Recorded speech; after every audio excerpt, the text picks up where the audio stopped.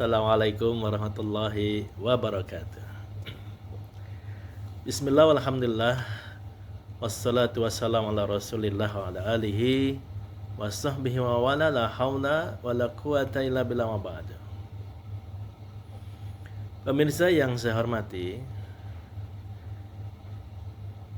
sebagai hamba Allah, kita ini tentu harus memperbanyak berzikir dan mengingat Allah Subhanahu wa taala.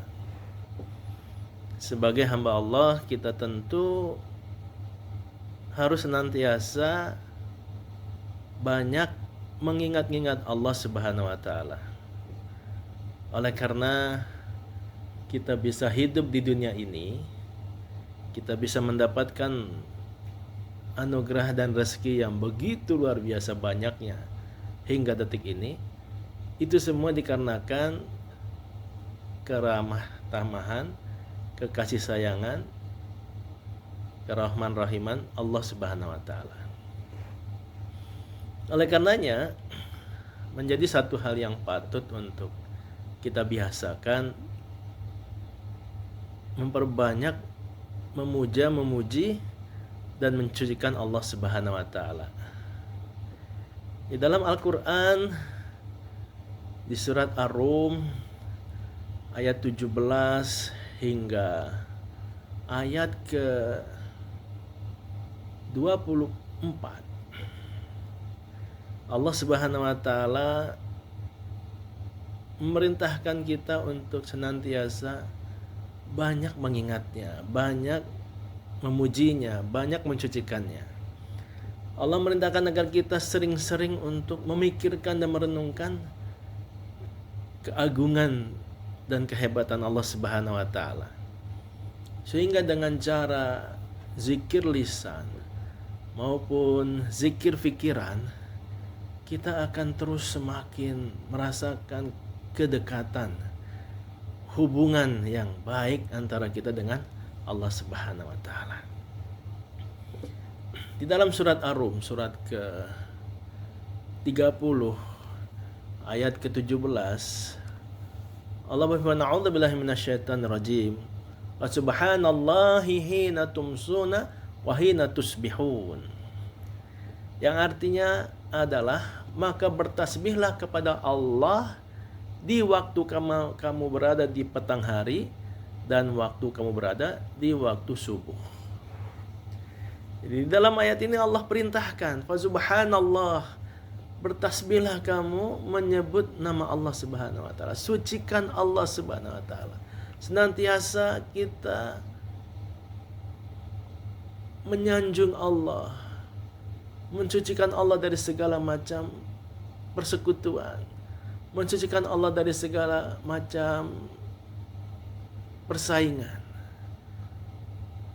mensucikan Allah bahwasanya hanya Allah lah zat yang berhak untuk kita sembah. Mensucikan Allah sebagai zat yang memang satu-satunya ilah, satu-satunya Tuhan yang harus kita sembah. Subhanallah hina tumsuna wa hina tusbihun.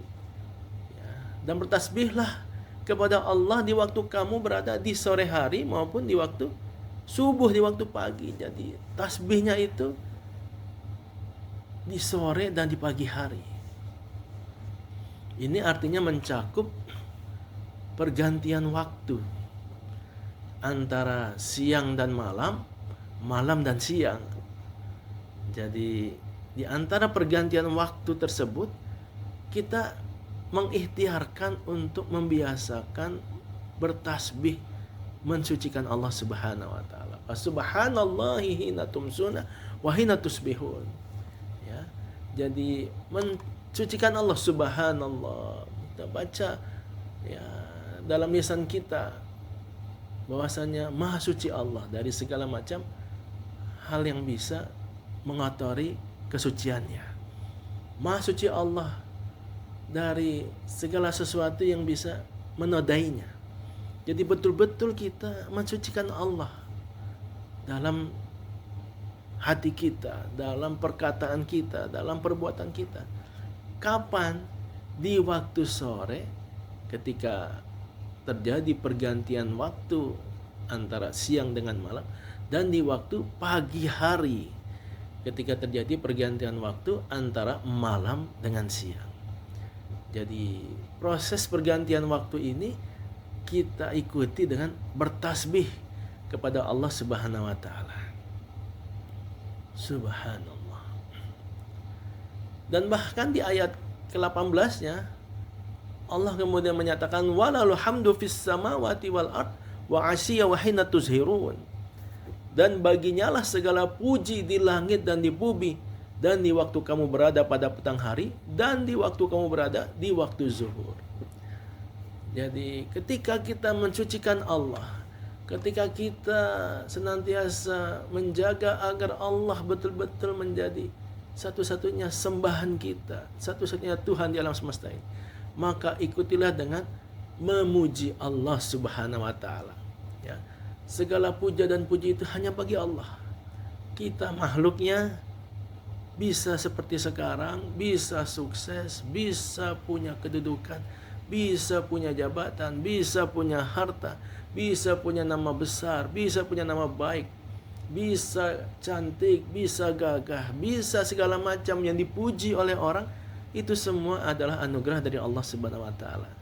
Maka kembalikan pujian-pujian itu kepada sang pemilik pujian, yaitu Allah Subhanahu wa taala. Walal hamdu fis samawati wal ard, dan baginya segala puji di langit dan di bumi. Hati-hati, jangan sampai di dalam hati kita ini muncul rasa ujub, takjub terhadap diri kita, takjub terhadap kehebatan atau kelebihan yang ada dalam diri kita. Karena sesungguhnya rasa ujub atau takjub ini adalah penyakit sombong. Seseorang kalau sudah ada penyakit sombong di hatinya, maka dia akan merasa besar dan meremehkan yang lain. Dan Allah tidak suka dengan hamba-hambanya yang sombong. Maka dari itu pemirsa, ketika kita dipuji oleh seseorang dengan berbagai hal yang ada pada diri kita, sadarilah sesungguhnya yang layak menerima pujian itu adalah Allah Subhanahu wa taala. Walalu hamdu fis samawati wal ard wa asyiya wa hina tuzhirun. Dan baginya lah segala puji di langit dan di bumi, dan di waktu kamu berada di petang hari atau sore hari, dan di waktu zuhur. Ya. Jadi di dalam ayat ini ditambahkan lagi pemirsa, agar kita memuji Allah setelah bertasbih kepadanya di waktu sore, di waktu zuhur, di tengah siang. Ya, perbanyaklah tasbih-tasbih kita, perbanyaklah tahmid-tahmid kita di waktu-waktu tersebut, karena ini diperintahkan, dan ini artinya waktu-waktu yang penting dan prioritas untuk kita bacakan zikir tersebut. Kemudian Allah sambung lagi di ayat ke-11-nya, 19-nya, yukhrijul hayya minal mayyit wa yukhrijul mayyita minal hayy wa yuhyil arda ba'da mautiha wa kadzalika tukhrajun. Ya, yang artinya dia mengeluarkan yang hidup dari yang mati, dan mengeluarkan yang mati dari yang hidup, dan menghidupkan bumi setelah matinya, dan seperti itulah kamu akan dikeluarkan. Ya. Jadi Allah menyampaikan bagaimana kekuasaan Allah yang luar biasa hebatnya. Kekuasaan Allah yang tidak terbatas. Yukhrijul hayya minal mayyit. Allah mengeluarkan yang hidup dari yang mati. Ya, kita lihat bagaimana tanaman-tanaman yang sudah tua, yang sudah lapuk, ya, sudah waktunya mati, dia mati tanaman itu. Hewan-hewan yang sudah mati, ya, ketika karena terjadi perkelahian atau dimakan oleh hewan yang lain, dia mati. Maka kemudian dia menjadi bangkai, dia kemudian menjadi pupuk, dia menjadi nutrisi bagi tanah. Dan dari tanah yang mati tadi, bekas-bekas tumbuhan tadi yang sudah mati, hewan-hewan yang mati tadi, atau juga termasuk tubuh manusia yang ketika sudah mati dikubur, maka dari tanah itulah keluar kembali yang hidup, tanaman baru. Bagaimana kehidupan baru muncul setelah lewat proses kematian. Yukhrijul hayya minal mayyit wa yukhrijul mayyita minal hayy, dan kemudian Allah mengeluarkan yang mati dari yang hidup. Dan dari yang hidup tadi, setelah dia tumbuh, besar, dewasa, tua, maka yang mati ini, yang hidup ini akan kembali mati. Jadi Allah mengeluarkan yang mati dari yang hidup, dan itulah siklus kehidupan, pemirsa semua. Ya, Allah yang punya kuasa, Allah yang punya kemampuan untuk melakukan ini, mengeluarkan yang hidup dari yang mati dan mengeluarkan yang mati dari yang hidup. Itulah siklus kehidupan di alam semesta yang Allah atur. Di balik kematian ada kehidupan, dan di balik kehidupan ada kematian. Jadi mengapa kita perlu bersedih hati dengan adanya kematian? Mengapa kita perlu berbangga dengan adanya kehidupan? Karena sesungguhnya itu semua adalah siklus yang telah Allah ciptakan, dan agar menambah iman takwa kita kepada Allah Subhanahu wa taala. Dan kemudian Allah katakan, ya, wa yuhyil arda ba'da mautiha, dan kemudian Allah menghidupkan bumi setelah matinya. Bumi yang tadinya mati, ya, tertutup oleh es yang sangat tebal, ya, zaman es. Kemudian dalam waktu ribuan tahun Allah kembali menumbuhkan kehidupan baru untuk tempat tinggal manusia. Ya, ketika zaman gletser, zaman es itu menghabiskan seluruh makhluk-makhluk purba yang ada di bumi ini, maka ketika dalam waktu ribuan, mungkin ratusan ribu tahun, jutaan tahun, bumi ini kembali Allah hidupkan dan siap untuk dihuni oleh makhluk yang lebih berkualitas, yaitu Nabi Adam alaihissalam dan anak cucunya. Maka Allah hidupkan kembali bumi setelah matinya. Ya, wa kadzalika tukhrajun, dan seperti itulah kamu akan dikeluarkan nanti dari alam kubur. Jadi kita siklusnya begitu, kita nanti semua akan mati, pemirsa. Ya, yang tidak percaya mati akan mati. Yang percaya mati akan mati juga. Dan nanti setiap yang mati akan dibangkitkan kembali oleh Allah di padang mahsyar. Yang nggak percaya akan ada padang mahsyar akan dibangkitkan. Yang percaya juga akan dibangkitkan. Ya. Sebagaimana Allah menghidupkan dari yang mati, mengeluarkan yang mati dari yang hidup, maka begitu pula nanti kita di padang mahsyar akan dihidupkan kembali setelah kita mati, ya, dalam hitungan, ya, menunggu datangnya hari kiamat. Jadi pemirsa yang saya hormati, sudah sepatutnya kita melihat ini dalam konteks yang jauh lebih luas. Bagaimana ayat-ayat Al-Quran ini sesungguhnya memberikan satu inspirasi yang kuat kepada kita untuk mengeksplorasi alam semesta, untuk mengkaji alam semesta. Ayat-ayat yang bukan hanya kita hafalkan, tetapi juga ayat-ayat yang memberikan satu ketukan yang sangat kuat di dalam hati kita dan pikiran kita akan kehebatan dan kekuasaan Allah Subhanahu wa taala. Pemirsa yang saya hormati, di ayat ke-20-nya Allah bahkan menyebutkan di awal kalimat dengan kalimat wa min ayati. Ya, Allah menyebutkan wa min ayati ini berturut-turut, ayat 20, 21, 22, 23, 24. Jadi ketika Allah menyebutkan wa min ayati, dan di antara tanda-tanda kekuasaannya, ini artinya apa, pemirsa? Ini artinya kita diminta oleh Allah untuk melakukan tafakur alam, melakukan aktivitas merenungi ciptaan-ciptaan Allah Subhanahu wa taala. Hal yang tampaknya jarang kita lakukan.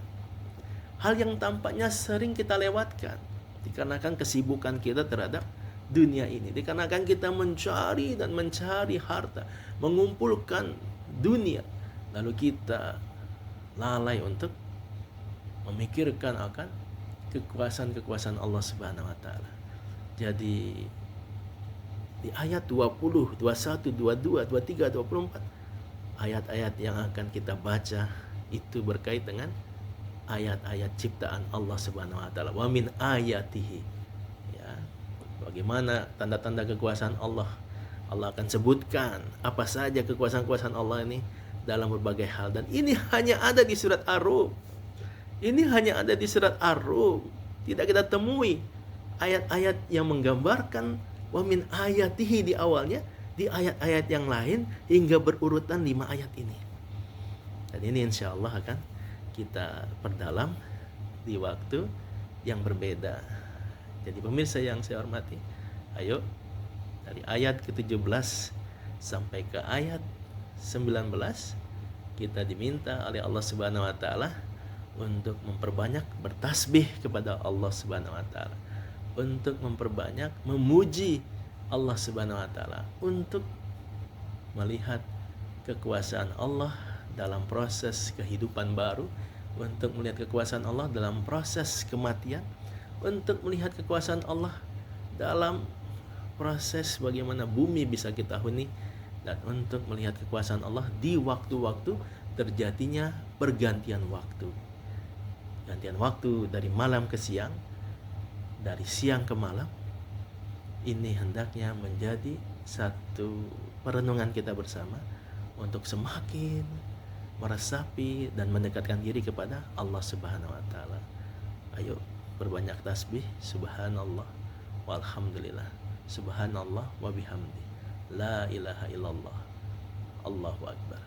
Mudah-mudahan zikir hati, zikir lisan, dan zikir dalam perbuatan dapat kita lakukan di segala tempat, di segala waktu, di setiap kesempatan kita. Ya, demikian dari Al-Fakir Muhammad Rubiul Yatim, lebih dan kurang mohon maaf, dari Hotel Windam di Casablanca, Jakarta Selatan. Terima kasih.